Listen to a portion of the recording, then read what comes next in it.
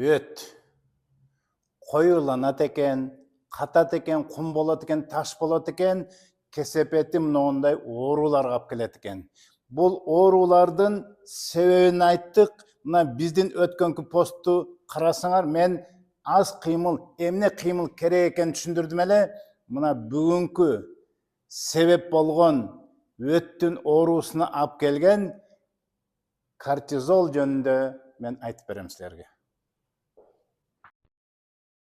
Кортизол демекчи, анын алдында мен лимондун ошо өткө болгон таасири жөнүндө айтып берейин. Мынакей лимон кандай сонун, алтындай жалтырайт. Согу акканын байкайсыңар,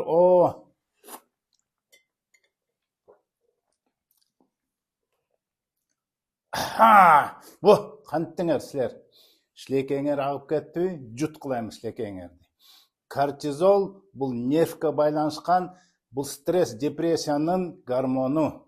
Мына ал стресс, депрессия болгондо нервтер, жана луковица деп коет ошо өттүн тушунда. Ал бардык нерсеге таасир болот.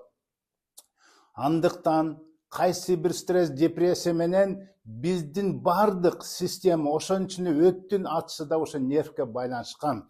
Мына силер көрүп туруп, кандай шилекеңер чыгып, рефлекс башталды.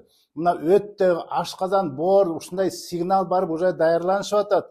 Мына биз ушудан качып кеткенбиз.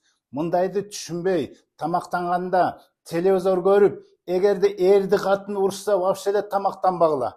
Анткени жыт, кармалоо, көрүү сезими, мынакей ушунун баары бизге өттүн иштешине, тамактын аш болушуна эң сонун таасир болот.